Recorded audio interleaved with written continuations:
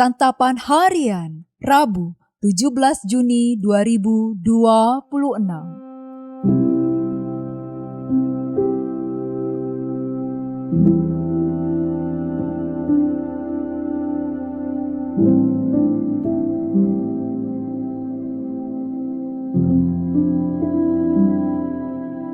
Inilah program Santapan Harian, sebuah program yang mengajak Anda menelusuri isi Alkitab, agar Anda menemukan makna firman Tuhan sesuai dengan konteksnya. Santapan Harian tertuju bagi Anda yang ingin memiliki kehidupan rohani yang segar, kuat, dan sigap. Hari ini kita akan membaca Rut pasalnya yang kedua. Namun kita akan membacanya pada ayat pertama hingga ayatnya yang ke-12. Sebelumnya, mari kita berdoa. Saat Alkitab dibuka, biarlah hati kami juga terbuka kepadamu ya Bapa. Singkapkan hikmat-Mu melalui setiap ayat yang kami dengar. Jadikan kami pelaku firman yang setia dan rendah hati. Di dalam nama-Mu Yesus, kami berdoa. Amin. Rut 2 ayat 1-12. Naomi mempunyai seorang kerabat dari pihak suaminya, seorang kaya dan terpandang dari kaum keluarga Elimelek, namanya Boas. Rut perempuan Moab itu berkata kepada Naomi, "Izinkanlah aku pergi ke ladang memungut bulir-bulir jelai di belakang orang yang bermurah hati kepadaku." Jawab Naomi kepadanya, "Pergilah anakku." Ia pergi lalu sampai di ladang dan memungut jelai di belakang penuai-penuai. Kebetulan ia berada di ladang milik Boas yang berasal dari kaum keluarga Elimelek. Lalu datanglah Boas dari Betlehem. Ia menyapa penuai-penuai itu, "Tuhan besertamu." Mereka berkata kepadanya, "Tuhan memberkatimu." Boas berkata kepada hambanya yang mengawasi penuai, "Dari keluarga siapa perempuan itu?" Hamba yang mengawasi penuai itu menjawab, "Dia perempuan Moab yang pulang bersama Naomi dari daerah Moab. Tadi ia berkata, izinkanlah aku memungut jelai dari antara berkas-berkas jelai ini di belakang penyabit-penyabit. Begitulah ia datang dan terus bekerja dari pagi sampai sekarang dan beristirahat sebentar saja."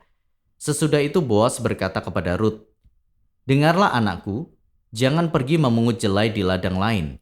Jangan pergi dari sini, tetapi tetaplah dekat hamba-hambaku perempuan. Lihatlah ladang tempat mereka menuai dan ikuti perempuan-perempuan itu. Aku telah memperingatkan hamba-hambaku lelaki supaya jangan mengganggumu. Jika engkau haus, pergilah ke tempayan-tempayan dan minumlah air yang dicedok oleh hamba-hamba itu." Lalu Rut sujud menyembah dengan mukanya sampai ke tanah dan berkata kepadanya, "Mengapa engkau bermurah hati kepadaku dan memperhatikan aku, padahal aku orang asing?" Boas menjawab dia, "Telah diceritakan orang kepadaku segala sesuatu yang kau lakukan terhadap ibu mertuamu sesudah kematian suamimu.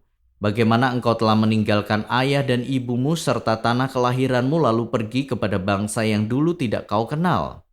Kiranya Tuhan membalas perbuatanmu, kiranya upahmu sepenuhnya dikaruniakan oleh Tuhan Allah Israel, yang di bawah sayapnya engkau datang berlindung."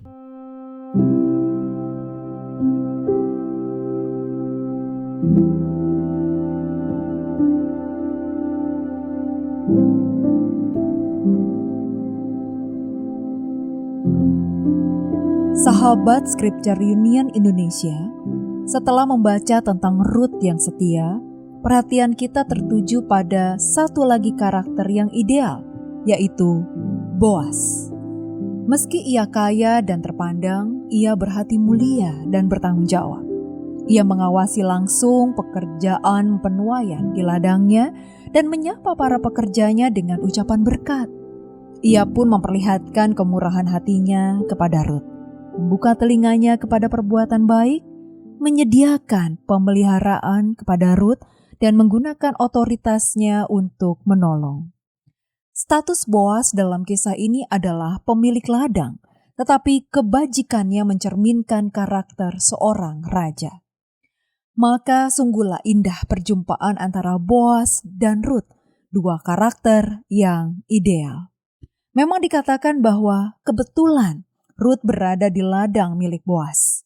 Dalam bahasa aslinya, kebetulan dapat diterjemahkan sebagai nasib. Artinya, kejadian itu tidak direncanakan oleh manusia. Kenyataannya, perjumpaan mereka adalah karya ilahi. Allah mengatur jalan hidup setiap orang pilihannya. Sebagaimana Allah secara khusus menetapkan perjumpaan Rut dengan Boas, Ia juga merancangkan pertemuan Yakub dan Rahel, serta Paulus dengan Lydia. Di mata manusia, pertemuan itu mungkin terlihat seperti kebetulan belaka. Namun, sesungguhnya Allah mengatur itu semua. Dalam Rut pasal yang kedua, kasih setia Allah dinyatakan melalui kebaikan Boas. Rut yang rendah hati bekerja di ladang, mendapat perlindungan dan kemurahan hati. Boas bukan hanya menyediakan kebutuhan fisik, tetapi juga menjadikan Rut sebagai bagian dari umat Allah. Kesetiaan dan kerendah hati membuka jalan bagi berkat, perlindungan, serta pengakuan dalam komunitas iman yang lebih besar. Bagaimana dengan kita? Siapapun yang akan kita temui hari ini, siapa yang akan mendampingi kita, atau siapa yang akan kita tolong, Tuhan mengatur semuanya. Maka sebelum kita meninggalkan kamar pagi ini, mintalah pertolongan Tuhan agar pertemuan kita menjadi berkat. Mari kita berdoa. Ya Kristus Yesus, ajarlah kami berjalan dalam kesetiaan dan kerendahan hati. Sebab hati yang lembut bagaikan tanah subur tempat kasih dan damai-Mu bertumbuh. Mampukan kami memandang setiap perjumpaan sebagai anugerah, sehingga melalui tutur kata yang sederhana dan sikap yang tulus, orang lain dapat merasakan hangatnya kasih-Mu. Di dalam Kristus Yesus, kami memohon. Amin.